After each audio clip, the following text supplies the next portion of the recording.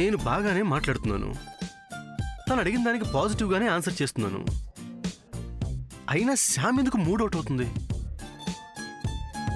ఒక పక్కేమో పద్మక్క తిడుతుంది, శ్రీనివాస్ గారేమో వీక్ పర్సన్ తగులుకున్నారు.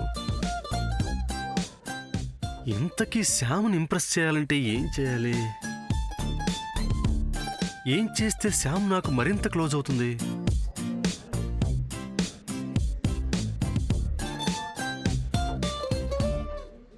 హాయ్ బాయ్స్, మీ గర్ల్ ఫ్రెండ్స్ మీరు ఎలా ఇంప్రెస్ చేయాలని ఆలోచిస్తున్నారా? బుర్రలు బద్దలు కొట్టుకుంటున్నారా?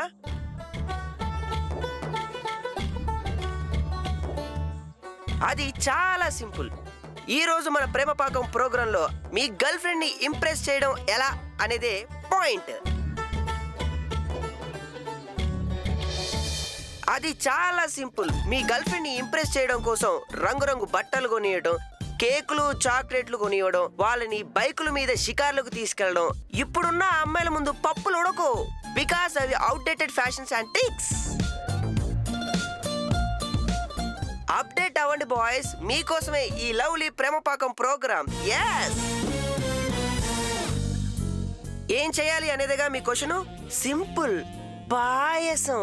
yes ఇప్పుడున్న అమ్మాయిల్ని ఇంప్రెస్ చేయడానికి ఉన్న ఏకైక తారక మంత్రం పాయసం. పాయసం పాయసం పాయసమా? No doubt, పాయసమే. మీ చేతులతో మీరే స్వయంగా చేసి మీ గర్ల్ ఫ్రెండ్ కి తినిపించండి. ఎప్పటికీ ఎన్నటికీ మీ గర్ల్ ఫ్రెండ్ మీ చెయ్యి వదిలిపెట్టదు. ప్రేమ యాత్రకై బృందావనము నందనవనము ఏలనో, పాయసమునే చేసి మీ గర్ల్ ఫ్రెండ్ హృదయము గెలువుమో. సూపర్ ఐడియా ఇచ్చారు. మరి పాయసం చేయటం ఎలా?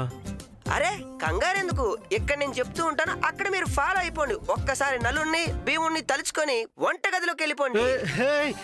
1 minute.